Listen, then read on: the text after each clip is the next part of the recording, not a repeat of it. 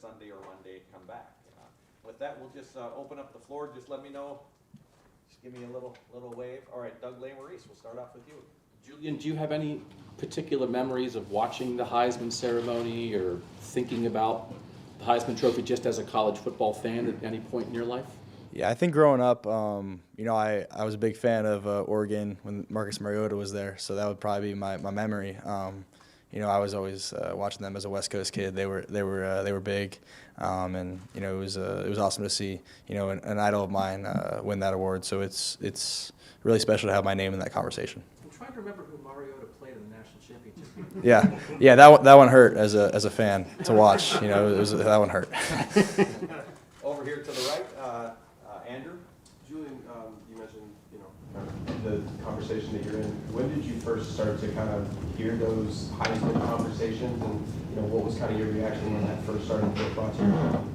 Yeah, I think kind of towards the end of the season, heard some of it, but was just focused on doing whatever I could to play the best football for our team in those games.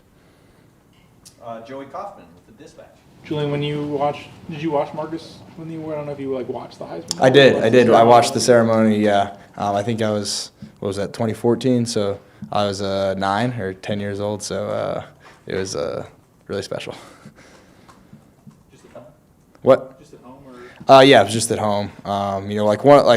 That season was really fun to watch. That when they beat Florida State, that was one of my favorite games to watch ever. Just because I don't know. I didn't like Florida State for some reason.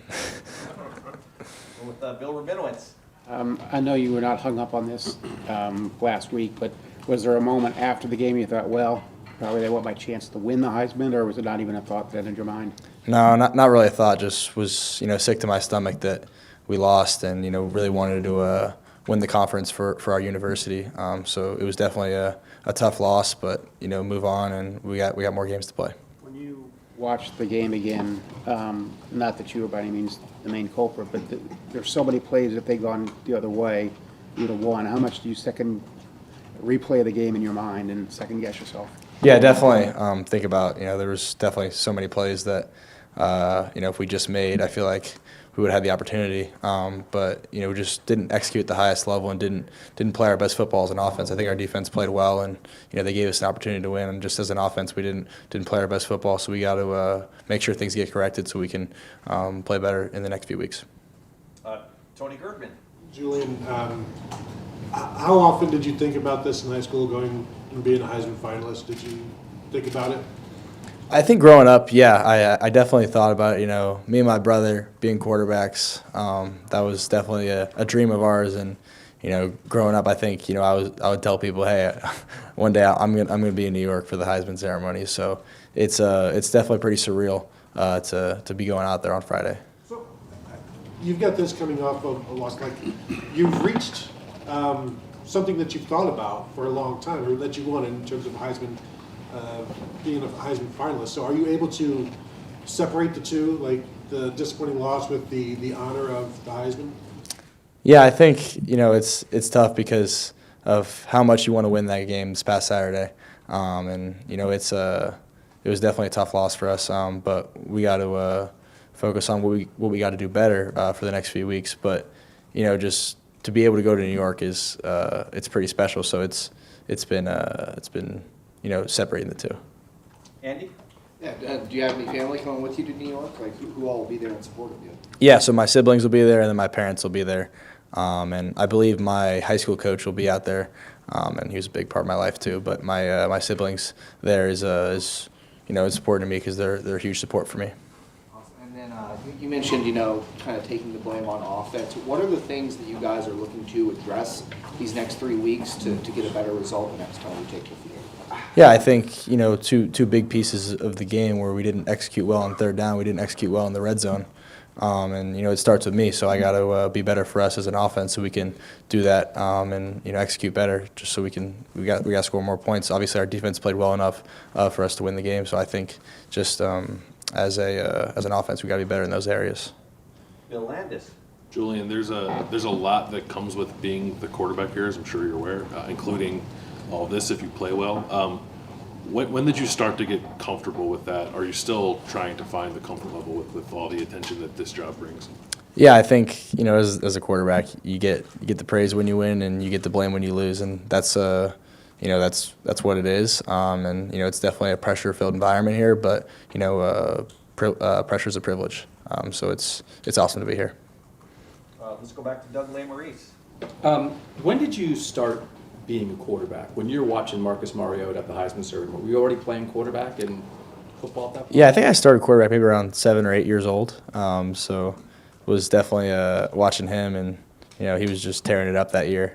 So that was kind of like my team growing up when they had Mariota. After that, it wasn't really my team anymore. But Did you ever think like I'm going to be a defensive end, or I'm going to be a I don't left think guard? there was ever a thought of being a D end. My physical makeup, and then I don't think there was ever a thought of it. I don't think so.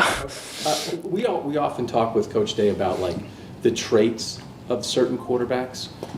When you just think about the way you play the game, what are some of the traits that you think you have that make you a successful quarterback? Yeah, I think as a quarterback, you have to be a great decision maker.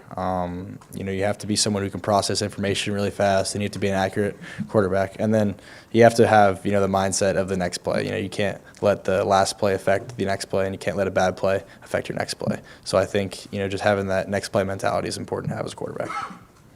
Over here, Austin Ward. Julian, have you been to New York City before? I think the last time I went was maybe 12 years old, or last time. So it'd be pretty cool to go again and be in the city.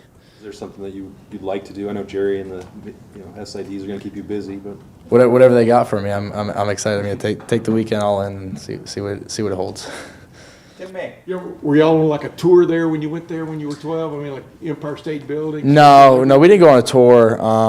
My parents are from the East Coast, so they've gone a couple times, and I went back. I think I went around Christmas time actually when I was 12, and we just went around the city and did whatever it was. We didn't go on a tour or anything. It's pretty cool at Christmas time. It is pretty cool at Christmas time. It was a lot of fun. Hey, your dad sent me video one time of you playing quarterback at 11 years old. I don't know if you remember those days or not. It was so long ago. When did you realize, Julian, that you were pretty good at it? You understand? I mean, that it could sort of take you places if you honed in on it. Yeah, I think. And what was the tip-off? Go ahead. I was just playing for the love of the game, and I love playing quarterback, and I loved just being out there with my friends playing. I think once I started getting to 8th grade, 9th grade, I kind of started to pick up some steam in recruiting, and I kind of realized I was like, okay, maybe I could do this at the next level. But it's always just been because I love the game and love playing quarterback and love being out there with my friends and love being out there with my family. Yeah, but you have to come to that moment when you realize you have the physical. A lot of people dream of being a quarterback. You know what I mean? But yeah, I think just coming into high school, I kind of realized I'm pretty accurate. I can do these things better than some other kids. I can throw it 60, things like that. Yeah, things like that. Yeah. All the way to the back, Dan Hope. Julian, you obviously join a list of names like Dwayne Haskins, Justin Fields, C.J. Stroud being an Ohio State Heisman finalist. Just what does it mean to have your name alongside those guys? And have you heard from any of those guys this week? Yeah, it's really special. It's obviously a very prestigious award, and having some really great quarterbacks here go to New York City, it's really special. And I heard from C.J. After the T Up North game, but yeah, it's pretty awesome. How well do you know C.J.? What's it like hearing from him? Yeah, I know him a little bit. I met him a few times. He's came to a couple of spring practices, so I met him a little bit, and it's very cool to hear from him. And you mentioned earlier, working on some of the issues on the offense. Obviously, the red zone is an area where you guys struggled in this past game. What do you think in the red zone is really maybe something that's tripped you guys up that you need to improve on? Yeah, I just think we got to execute better. We didn't play our best football at all in the red zone, and we got to watch the tape and see how we can execute better, and just focus on doing our job. Steve Hellwagen. Just a little bit more about Indiana. I know it's not a popular topic for you, but it felt like they put you in positions that maybe you hadn't seen all season. I mean, you guys had given up 6 sacks all season. By the middle of the third quarter, they already had 5.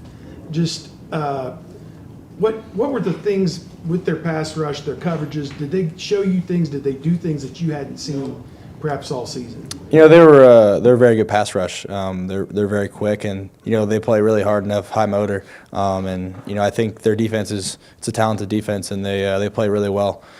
So I think just their scheme combined with other players gave us some problems, and they did a really good job making after the quarterback. And following up on that, now that you've played a team at that caliber, and you could potentially play 3 more of them in this playoff, up to 3 more of them. Do you feel like that game, the result not what you wanted, but is going to help you prepare to be ready for whatever you see the next 3 games? Yeah, I think it definitely lights a fire under when you lose a game like that. But we're excited about the next matchup, and we'll get it right and get it back on track and get ready to go for the next one. We're going to go with one more in here. Sam Cipriano over to the left. Julian, you're in a little bit of a unique situation when you don't know your next opponent yet, whether that's A&M or Miami. As a quarterback and leader, how do you prepare when you don't know who's next on your schedule? Yeah, definitely gonna watch both. I'm excited to watch the game. I think the 20th, right? I'm excited to watch that one, and just be prepared for both because they're both great teams, and either one of them could win that game. All right, go ahead. Yeah.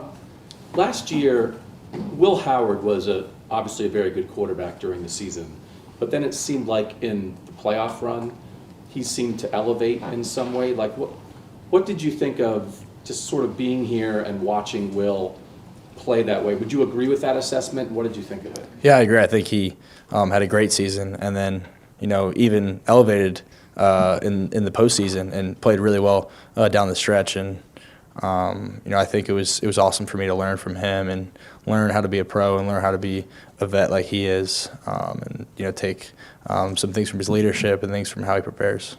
What do you think goes into it when you are a very good quarterback, and then when it's go time, you're even better? Like we're saying, what happened? Like, how can you make that happen? I think as a quarterback, you have to rise to the occasion. You have to, I think we say here, the best players play their best in the biggest games. So you have to rise to the occasion and be ready for the moment.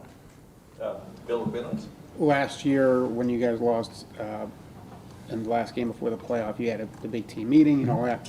I'm assuming that was not necessary this time. But what have, tell me if I'm wrong, but what have the players kind of said amongst yourselves and maybe with the coaching staff about using that game Saturday as fuel for the playoff, like what happened last year? Yeah, I think guys saw what happened last year and saw how we're fueled into the playoffs, and when we know we can go do it again. And we know what happened on Saturday, and we know what went wrong. And we just got to go fix the mistakes and fix the execution, and so we can be ready for the next game.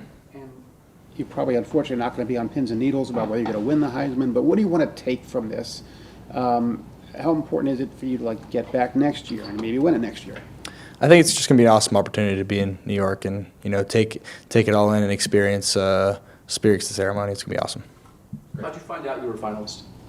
Jerry told me. I wasn't watching Monday Night. I wasn't watching Monday Night Football yet. I was waiting for. I think it starts at 8:15 here. I was waiting for the 8:15 start. So I wasn't. I didn't have it on TV yet. But Jerry told me, and then I saw it on social media also. What's the biggest award you've won so far? Biggest award I've won. Maybe you're up for some San Diego camp. I won Best Player of the Year in San Diego my senior year. So. We got a couple of you had asked about getting a little time.